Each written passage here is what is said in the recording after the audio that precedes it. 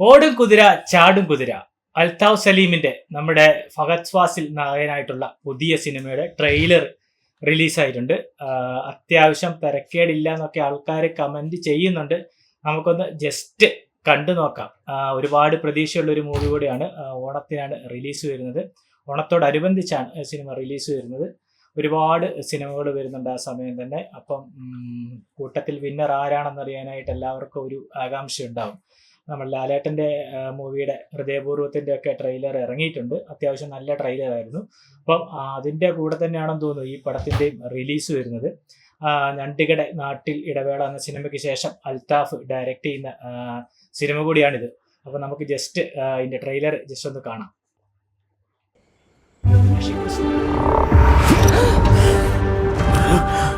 AB, ഞാൻ വീണ്ടും ആ സ്വപ്നം കണ്ടു. ആ കിണ്ണങ്കാച്ചിയ സ്വപ്നം. വെളുത്ത് തൊടുത്ത് നല്ല അലുവ കഷ്ണം പോലൊരു കുതിര. It was so dreamy. കുതിരയുടെ കാര്യം പറഞ്ഞായിരുന്നു എന്റെ അടുത്ത്. എന്ത് കുതിര കിട്ടിയില്ലേ അനുരാജ്? എടാ മണ്ട, സംസാരിച്ച് വെറുപ്പിക്കാതെ ഡീല് നോക്കിയടാ.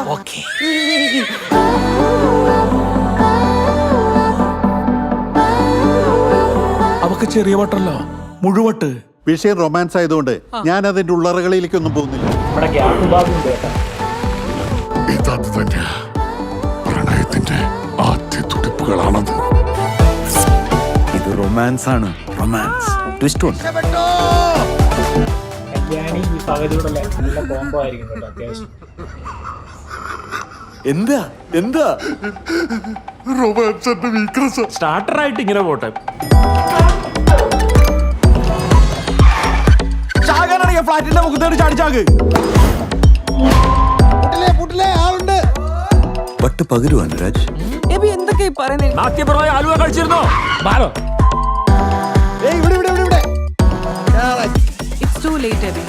എന്നെ ഇപ്പൊ കണ്ട രൺബീർ കപൂറിനെ പോലെ. രൺബീർ കപൂറായിട്ടുണ്ട്.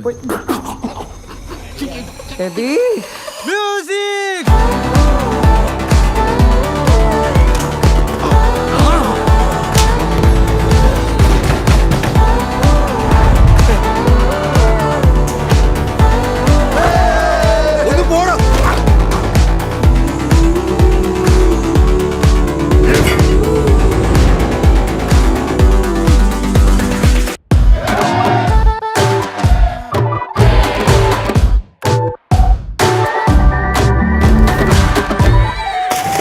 ഏതായാലും അലർട്ടായിട്ടിരിക്കുക.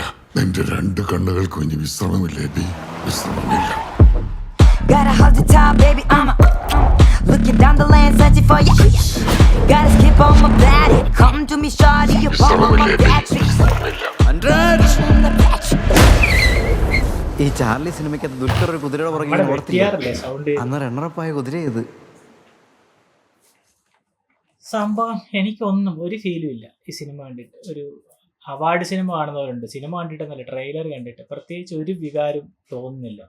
കാരണം എന്തൊക്കെയോ നമ്മൾ അവിയലുണ്ടാക്കുന്ന പോലെ അവിടെ ഇവിടെയൊക്കെ വെട്ടി എന്തൊക്കെയോ തിരികെ കയറ്റി വെച്ചിട്ടുണ്ട്. പക്ഷെ ഒരു ഗൂസ് ബംസോ അല്ലെങ്കിൽ കോമഡി എനിക്കൊന്ന് കോമഡിയാണെന്ന് തോന്നുന്നു കൂടുതൽ ഇതിൽ അവർ ട്രൈ ചെയ്തിരിക്കുന്നത്. പക്ഷെ കോമഡി ഒന്നും വർക്കൗട്ടായിട്ടായി എനിക്ക് തോന്നുന്നില്ല.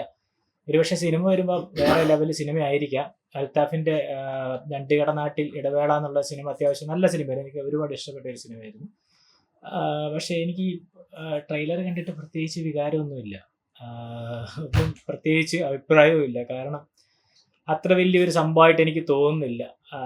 ഫഹദ് ഫാസിലിൻ്റെ ഈ അടുത്ത് വന്ന സിനിമകളുടെയൊക്കെ നിലവാരം വെച്ച് നമ്മൾ ഒരുപാട് ഹൈപ്പ് പ്രതീക്ഷിച്ചിട്ടുണ്ട്. പക്ഷേ ഹൈപ്പ് പ്രതീക്ഷിച്ചില്ലേ കൂടെ ഈ ട്രെയിലർ നമ്മളെ ഈ സിനിമ കാണാനായിട്ട്, നമ്മളൊരു സിനിമയുടെ ട്രെയിലർ കാണുമ്പോൾ നമ്മളൊരു സിനിമ കാണാനായിട്ട് പ്രേരിപ്പിക്കുന്ന ഒരു ഘടകമുണ്ടല്ലോ, അതങ്ങോട്ട് എനിക്ക് കിട്ടിയില്ല.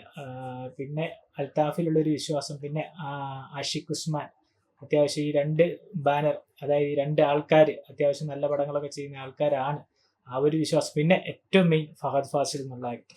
ഈ 3 ഫാക്ടർ വെച്ചിട്ട് എന്തായാലും തീർച്ചയായിട്ടും കാണും. പക്ഷേ ട്രെയിലർ കണ്ട് സിനിമ കാണണം എന്നുള്ള ഒരു താല്പര്യം ഇത് കണ്ടിട്ട് എനിക്ക് വന്നിട്ടില്ല. അത് അത്യാവശ്യം എനിക്ക് നല്ല പ്രതീക്ഷയുള്ളൊരു പടമായിരുന്നു ട്രെയിലർ. പക്ഷേ വളരെ വളരെ ശോചനീയമായ ഒരു അവസ്ഥയാണ്. ശ്രീകാന്ത് വെട്ടിയാറുണ്ടെന്ന് തോന്നുന്നു കേട്ടോ ഇതിനകത്ത്. ലാസ്റ്റ് ഒരു ചെറിയ ഡയലോഗൊക്കെ ഉണ്ട്. എന്തായാലും നമുക്ക് കാണാം. ഇതിൻ്റെ കൂടെ തന്നെ റിലീസാകുന്നതാണ് ലാലേട്ടൻ്റെ നമ്മുടെ സ്നേഹപൂർവ്വം. അത് അത്യാവശ്യം മോശമില്ലാത്തൊരു ട്രെയിലർ ആയിരുന്നു.